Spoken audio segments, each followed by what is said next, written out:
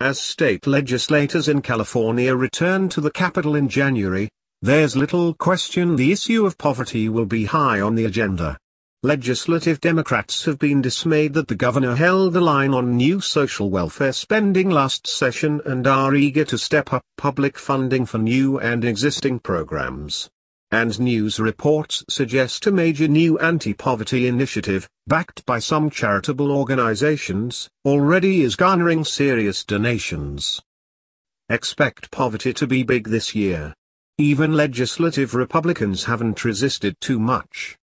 They've generally been okay with new spending proposals, provided they're funded without raising taxes. We'll have to wait and see any specifics from legislators, but we already know the details of the so-called Lifting Children and Families Out of Poverty Act. It's likely to spark a spirited debate during the November 2016 election season given the size of the tax increase it would impose on property owners.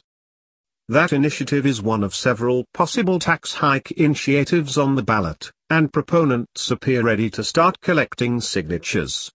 It would impose what supporters call a sensible and fair surcharge on properties with values of over $3 million that keeps all Proposition 13 property tax protections against reassessments in place. As the official state summary explains, surcharge based on a sliding scale ranging from 0.3% for real property assessed at $3 million to 0.8% for real property assessed at $10 million or more. The resulting cash flow, between $6 billion and $7 billion a year, based on a legislative analyst's office estimate, would fund anti-poverty programs. The money would be deposited in a new state fund. As the law explains, the initiative would identify high-poverty areas as California Promise Zones and earmark funds for home visitation and prenatal services, job training tax credits, a personal income tax credit for low-income workers, and funding for the existing CalWorks Aid program and the California Earned Income Tax Credit. Attacking poverty requires an unprecedented investment, the initiative argues. There are proven and effective strategies to fight poverty, but to succeed on a large scale they must be fully funded and sustained over a generation. The term, fully funded, is open-ended, given the size of the existing need. The Census Bureau's new poverty measurement method places California at the top of the high poverty list because of the state's high cost of living, with a poverty rate of more than 23%. Even California has only a limited number of high-end houses, so this measure becomes a new tax on many commercial properties. As a result, critics say it's a tax on job creation. It could make it more costly for brick-and-mortar companies to expand their operations. The measure was amended to include an exemption for all but the most costly rental properties based on a formula. Business groups have had their hands full worrying about a variety of proposed tax increases that could make it onto the November ballot. Their chief concern, a new split-roll tax system that would strip away tax limiting Proposition 13's protections from commercial properties. But that idea has been punted until 2018. So this measure is likely to be the big property tax raising idea for the coming election season.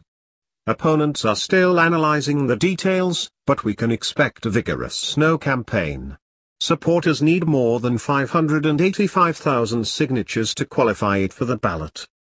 There's no question the advocates for the initiative, including the Daughters of Charity Foundation, identify a serious problem. California has the highest rate of poverty in the nation. Without a comprehensive attack on poverty and its root causes, the future of California is at risk. But critics say it's not the solution. The state works really hard to disincentivize business and job creation, said Rex Heim, president of the California Business Properties Association. Then when people are in poverty because they can't get a good job, he said the state imposes even higher taxes on the businesses that create the jobs that reduce poverty. Even with strong economic growth, the poverty rate remains extremely high in large part because of California's high housing costs, according to a recent analysis from the Public Policy Institute of California. As a result, poverty isn't just found in economically hard-pressed areas, the San Joaquin Valley and Imperial Valley, but in otherwise booming, but costly, major metro areas such as San Diego and San Francisco. Without government social service programs, Pick added, more Californians would live in poverty. That is true, but is more spending on those programs the main answer? I suspect most Californians would prefer a good job and affordable housing to a bigger government assistance check. I am for doing good to the poor, but I differ in opinion about the means, said Benjamin Franklin.